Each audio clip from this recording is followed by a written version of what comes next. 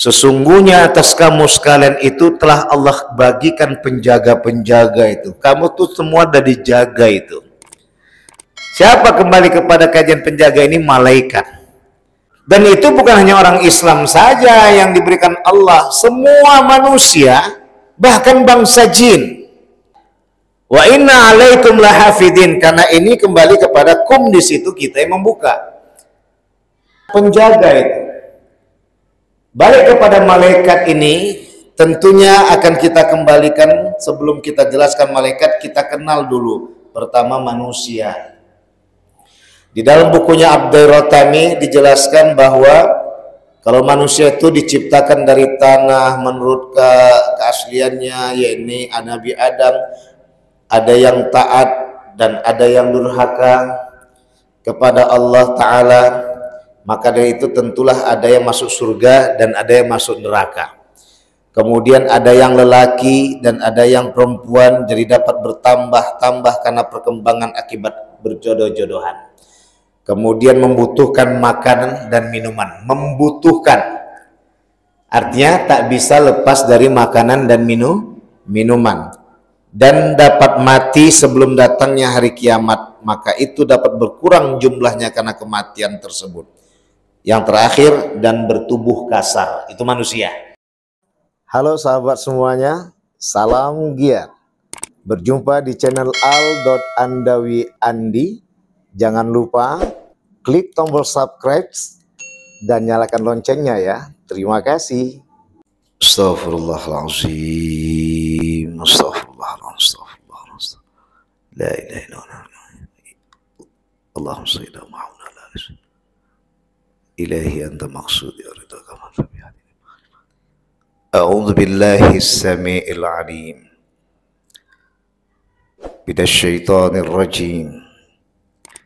Bismillahirrahmanirrahim. Assalamualaikum warahmatullahi wabarakatuh. Alhamdulillah wa syukru lillah wassalatu wassalamu ala rasulillah sayyidina Muhammad wa mawada. Asyhadu an la ilaha illallah wahdahu la syarika lah wa asyhadu anna Muhammadan abduhu wa rasuluhu la nabiyya ba'dah. Rabbi israh li sadri wa yassir li amri wahlul 'uqdatam min lisani yafqahu qawli yafqahu qawli amma ba'du. Wa qala Allah ta'ala fi kitabil karim fi surati al-infitar bi ayati 10 ila akhir ayat insyaallah. A'udzu billahi minasy syaithanir rajim. Bismillahirrahmanirrahim. Wa inna 'alaikum lahafidhin kiraman katibin ya'lamuna ma taf'alun. Shadaqallahul azim. Illa fi afatina bi kulli madarra sabqa tahiruka inna syarad dawabi 'indallah sumul bukmul ladzi la ya'qilun. Orang-orang tua kami, bapak-bapak, ibu, saudara-saudari sekalian yang dirahmati Allah Subhanahu wa taala. Alhamdulillah.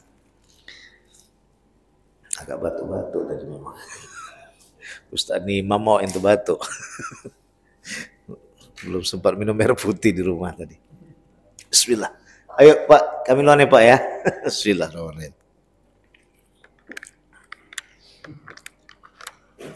Alhamdulillah. Orang-orang tua kami, bapak-bapak, ibu, saudara-saudara sekalian yang dirahmati Allah Subhanahu wa taala. Puja dan puji syukur kita limpahkan kehadiran Allah Subhanahu wa taala pada kesempatan malam yang berbahagia ini. Allah perjumpakan kita kembali di Masjid At-Taqwa yang kita cintai, yang akan kita masuki kaji tauhid yang kita sayangi, sejatinya kajian tauhid ini adalah kajian adab yang sesungguhnya. Kenapa kita bilangkan adab? Temuan ini kita jumpai dalam 2 bulan 3 bulan belakangan ini, bahwasanya yang selama ini menjadi pertanyaan dan permasalahan, terutama yang lagi naik lagi kaji yang sudah lama dikaji oleh ulama dulu kala, al-adab fauqal ilmi. Adab itu di atas ilmu.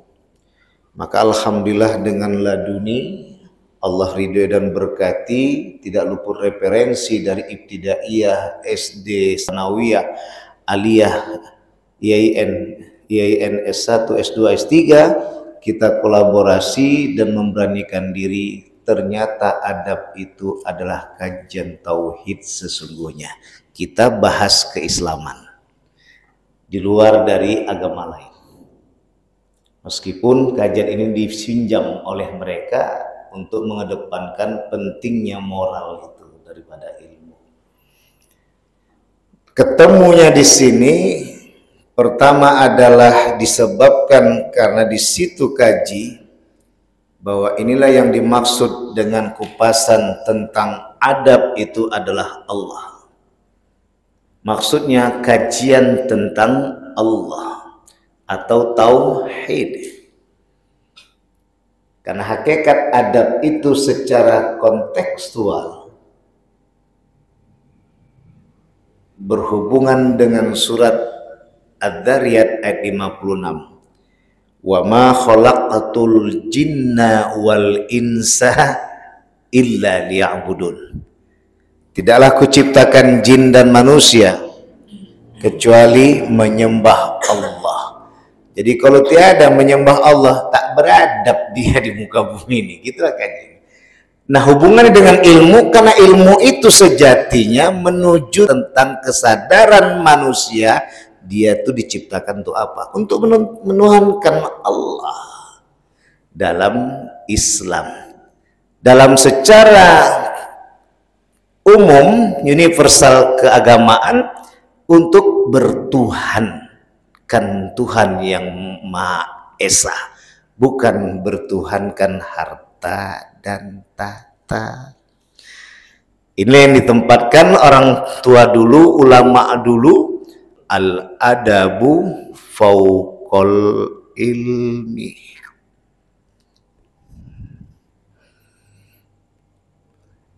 Malam Rabu itu terbaca saya suatu tulisan di Google. Kalau kita di HP Android, Ustaz, geser ke kanan, langsung kan keluar Google, langsung keluar berita itu semua. Masalah emas turun naik dan sebagainya. Itu yang pertama, itu brandingnya itu emas turun naik, kan gitu ya. Baru masuk tulisan lain, menempatkan tentang pendiskriminasian kepada UIN se-Indonesia. Kita bukan mengangkat permasalahan ini, enggak. Sebagai akademisi di UIN, salah satu UIN di Indonesia adalah kita di UINSU, kita terpanggil untuk mengklarifikasi itu.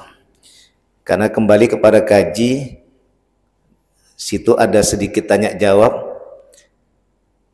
Ketika diangkut, Mas, Mbak, mahasiswa mana? UIN. Oh, panjang O-nya itu. Bukan menerima jawaban, mengenyek, menyindir, mengejek. Kenapa? Yang di situ ada kajian tidak seperti fakultas teknik dan kegiatan yang diandalkan dia besok bekerja jadi apa. Ini kayak kajian ateis nih dalam hati saya. Alias tidak mengakui tentang ketuhanan tuh, yang diakui adalah dunia. Maka dalam hal ini, maka di saat itu langsung saya ke salah satu medsos, saya siaran langsung besoknya. Sebelum saya masuk mengisi 5 kelas di UINSU, saya langsungkan siaran langsung. Saya tunggu juga ada yang tanya jawab, enggak kan gitu istilahnya.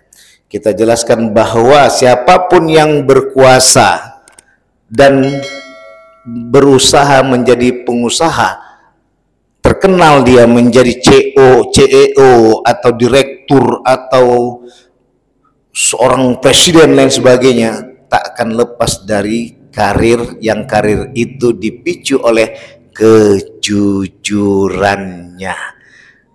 Dan bahasa kejujuran itu tentunya dikupas oleh agama, apalagi Islam. Alaikumus sidq fa inna sidqa yahdi ilal bir fa innal birra yahdi ilal jannah. Bagimulah jujur, karena jujur itu mengantar kepada kebaikan dan kebaikan itu mengantar kepada surga. Baik, itu yang kita kembalikan tadi penjelasan. Ternyata alhamdulillah adab ini adalah kajian tentang tauhid. Bapak dan Ibu saudara sekalian yang dirahmati Allah, salawat dan salam pada baginda besar Nabi Muhammad sallallahu alaihi wasallam. Maka dalam hal ini kita kembali, disitulah letak kaji beradabnya Rasulullah. Jangan karena beliau tidak melupakan siapa yang layak untuk dicintai dan paling dicintai. Siapa lagi kalau bukan Allah, Tuhan kita semua yang maha suci. Maka disitulah kita ditempatkan untuk meneladani. Setelah kita menuhankan Allah sebagai teladan utama, baru kita menjadikan teladan yang kedua adalah sesama makhluk Allah yang maha kuasa. Siapa lagi kalau bukan Nabi Muhammad sallallahu alaihi wasallam. Maka masuklah dalam syahadat yang kedua, wa asyhadu anna Muhammadar Rasulullah.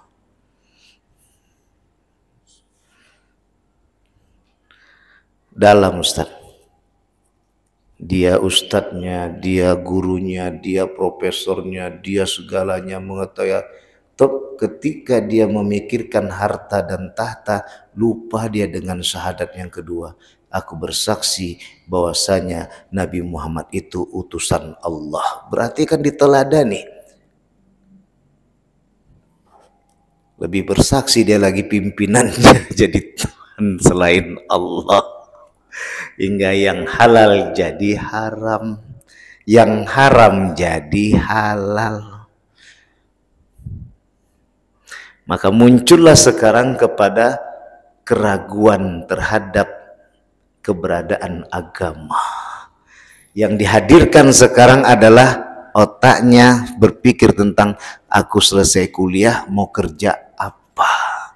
Padahal semua pekerjaan itu tak akan terkerjakan bila di dalamnya adalah pekerja-pekerja yang suka bohong dan penuh dengan pengkhianatan. Bagaimana menghilangkan kebohongan dan pengkhianatan ini? Bagaimana lagi kalau bukan dia mengkaji tentang adanya Tuhan yang Maha Esa. Maka dalam Pancasila dikupas, poin pertama, ketuhanan yang Maha Esa. Dan tidak ada satu agama pun yang menolak itu, termasuk Pamenah. Karena dia tidak masuk dalam tataran Yusuf Shoaib, karena tak mungkin, tak jelas Tuhannya, tak jelas dalam kajian referensi nabinya, tak jelas referensi kitabnya, tak jelas di mana satuan kumpulannya. Itu kata Yusuf Shoaib. Ada Tuhan, ada nabi, ada kitab, ada rumah ibadah. Padahal Pamenah itu pun tetap menuhankan sesuatu yang membuat mereka tenang dalam melaksanakan keseharian. Ini saya bukan membela Pamenah, enggak.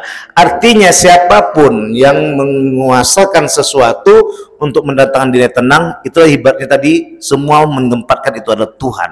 Maksud saya adalah tidak ada yang tidak memahami, tidak mempercayai adanya Tuhan, termasuk ateis. Sesungguhnya ateis itu menuhankan ilmu, dan ilmu itu tadi sebenarnya Tuhan tuh, tapi mereka mengatakan tidak ada Tuhan. Gitu ya Pak. Nah, kalau kita bahas-bahas inilah, ini sekedar untuk menyenggol-nyenggol hal yang viral aja saat ini. dan membuat ibu bapak sekalian tidak berhenti untuk menempatkan anak-anaknya sekolah mendapatkan akhlak yang mulia. Bapak-bapak, ibu, saudari sekalian yang dirahmati oleh Allah. Sekarang kita masuk kepada malaikat.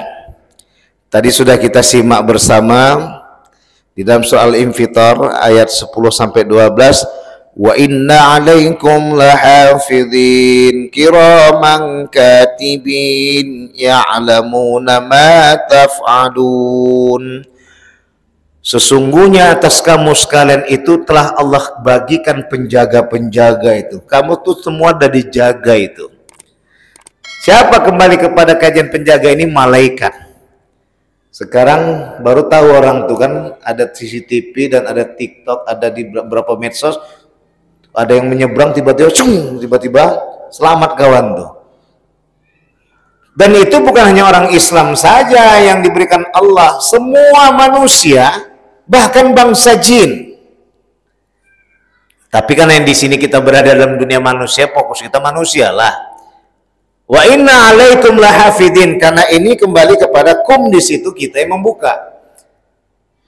Yang jelas umatnya Nabi Muhammad itu termasuk juga teman, mereka tidak mendominasi karena setelah berdominasi di saat Adam belum diciptakan.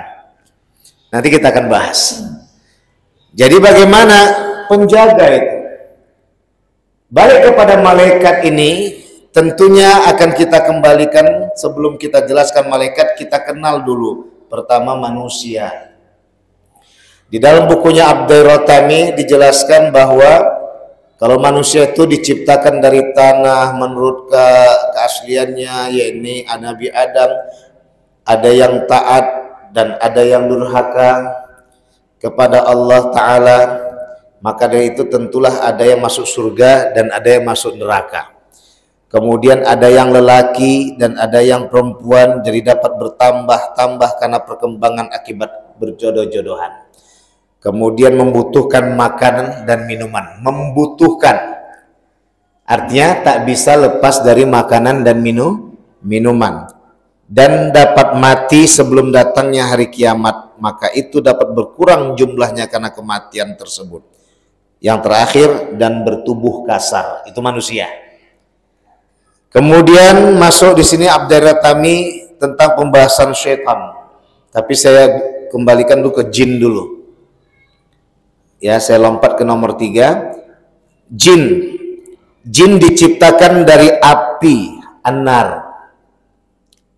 Ada yang taat, ada pula yang durhaka kepada Allah Ta'ala. Jadi ada yang masuk surga, ada yang masuk neraka. Kenapa saya lompat ke jin tadi? Biar saya enak mengurutnya.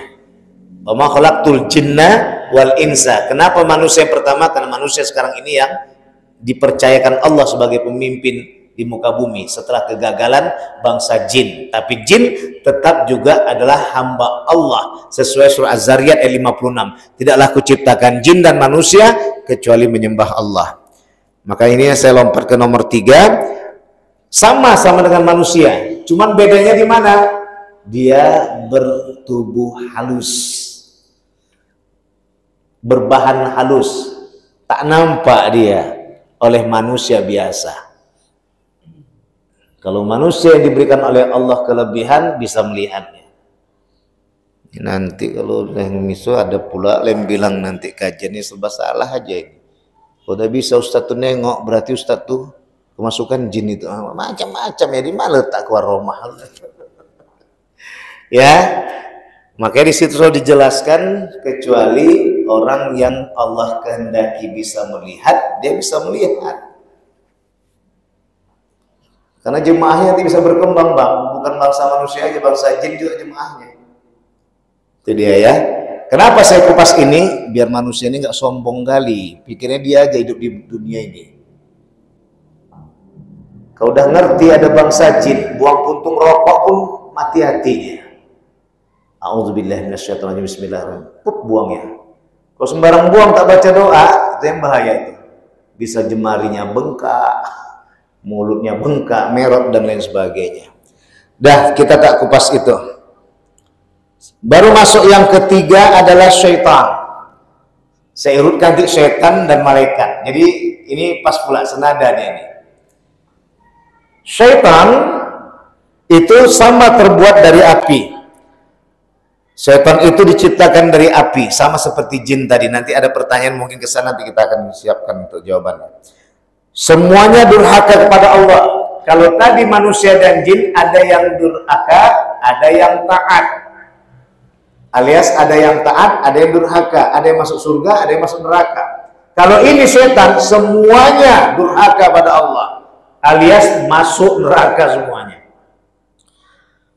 Ada yang laki-laki dan ada yang perempuan, sama dengan manusia dan jin. Suka makan dan minum. Nah, ini suka makan dan minum, bukan membutuhkan makan dan minum, suka makan dan minum. Kalau tak makan, tak minum, hidup juga dia. Takkan mati sampai hari kiamat kecuali kehendak Allah. Bila ada yang ulama-ulama yang mampu dapat izin Allah, maka dibakar, matilah setan. Maka kiamatnya kembali ke situ, atas perintah Allah terbakar dia, berkurang. Tapi setan itu karena beranak-beranak pinak, bayangkan tak mati-mati tanpa kehendak Allah. Kalau kita dengan kehendak Allah, ada masanya mati dan adanya masanya lahir. Nih setan ini lahir terus, tak ada kodrat matinya kecuali kehendak Allah. Dan kata Allah, bunuh saja, bunuhlah, bismillahirrahmanirrahim, prok terbakar kawan. Kemudian bertubuh halus sama dengan jin tadi. Nah, malaikat diciptakan daripada cahaya. Yang tadi api, setan, yang ini cahaya. Semuanya taat dan berbakti pada Allah. Lawannya tadi setan, semuanya durhaka pada Allah. Kalau malaikat tadi semuanya taat, tak ada yang tak taat. Tidak laki-laki dan tidak perempuan. Jadi malaikat itu tak tahu kita jenis kelaminnya apa. Karena tidak ada nafsu. Nafsu itulah dibuktikan dengan barang buktinya dengan istilah kelamin. Laki-laki dan perempuan. Dan semua patokannya kepada nafkah. Yang laki-laki bertanggung jawab, yang perempuan bertanggung jawab untuk memproduksi anak. Sedangkan malaikat tidak ada laki-laki, tidak ada perempuan, karena dia tak bernafsu. Disitulah letak penempatan, semuanya taat, tak ada yang tak taat, semua taat. Kemudian tidak membutuhkan makan dan minum. Kalau tadi setan tadi suka makan dan minum, kalau tak makan minum dia hidup. Ini sama sekali mengatakan tidak membutuhkan makan dan minum. Dan jelaslah penempatan nafsu kedua setelah laki-laki dan perempuan tadi. Yang kedua adalah nafsu makan. Gara-gara sejengkal, kata Rasulullah, yang dikumandangkan viral oleh Imam Ghazali, nafsu perut dan nafsu di bawah perut. Gara-gara sejengkal inilah rusak dunia ini. Perut, itulah tadi, kaya kurang kaya, kaya kurang kaya, untuk 7 keturunan sampai dimakannya hak orang. Bicara 7 keturunan, kawin pun belum. Udah disiapkannya harta 7 keturunan, disikapnya, dimbaknya punya orang, dikorupsinya. Itu yang disebut orang serakah. Ya. Kemudian tidak akan mati sebelum datangnya hari kiamat, maka tidak dapat berkurang jumlahnya. Jadi malaikat itu hitungannya tetap tidak berubah dan tidak bertambah, tidak berkurang. Malaikat itu begitu dia. Sedangkan syaitan tadi bertambah terus. Bapak dan Ibu yang dirahmati oleh Allah, maka di sini tadi saya buat dari bagian E tadi tidak akan mati sebelum datangnya hari kiamat, dan di sini tidak akan mati sebelum datangnya hari kiamat, maka tidak berkurang jumlahnya dan tidak juga hitungannya. Bapak dan Ibu saudari sekalian yang dirahmati oleh Allah, inilah penempatan kaji tentang malaikat itu. Kenapa Ustaz? Bahwa disitulah letak kekuasaan Allah. Sehingga nanti akhirnya ada manusia yang berjiwa malaikat. Dalam surah Al-Imran itu, syahidallahu annahu la ilaha illahu wal malaikatu wa ulul ilmi wal malaikatu wa ulul ilmi qaiman bil qisti, dipersaksikan oleh Allah, dan Allah jadi saksi, malaikat jadi saksi, orang berilmu jadi saksi. Makanya dalam YouTube, Facebook, TikTok, Instagram saya memandangkan itu, kalau orang yang buruk tingkah lakunya, profesor pun dia, golongan 4D pun dia, itu bukan orang berilmu, cuman orang berpengetahuan kurang kaji ilmu. Karena ilmu itu adalah cahaya. Imam Syafi'i, al-ilmu nurun. Dan kata Imam Waqi, gurunya Imam Syafi'i, wa nurullahi la yuhdalil asi. Cahaya Allah itu tak dibagikan kepada orang yang bermaksiat. Kalau orang yang berilmu tuh, yang sudah percaya Allah, pasti dia berlaku adil. Maka dikatakanlah qaiman bil qisti. Maka dikatakan siapa yang orang berilmu tadi? Innama yakhshallahu min ibadil ulama. Yang takut dengan Allah itu disebut dengan ulama. Bapak dan Ibu yang dirahmati oleh Allah, ini saja kaji kita. Nanti kita buka sesi tanya jawab. Bila tidak ada, nanti baru saya tambahkan lagi kupasannya. Tentunya dalam hal ini, kenapa malaikat ini kita kupas? Yang pertama adalah alladzina yu'minuna bil ghaibi wa yuqimunas shalah. Orang-orang yang beriman kepada hal yang gaib. Gaib pertama adalah Allah. Gaib yang kedua adalah malaikat dan setan. Malaikat sisi baiknya, setan sisi buruknya. Nanti muncul di sana, apa bedanya setan dengan malaikat? Karena mereka memang pernah berdampingan. Yang satu malaikat tidak punya nafsu dan taatnya kepada Allah. Yang satu itu setan tuh mulanya dari Ajazil. Bapaknya tuh Ajazil, bapak setan tuh, Bu, Pak, Ibu. Siapa Ajazil tuh?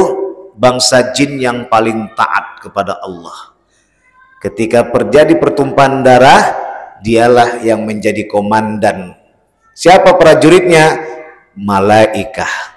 Hingga akhirnya berhasil meleraikan suasana pertumpahan darah di kalangan bangsa jin sewaktu Adam belum diciptakan Allah sebagai pemimpin, dan waktu itu jin memimpin bumi ini dan masih nampak.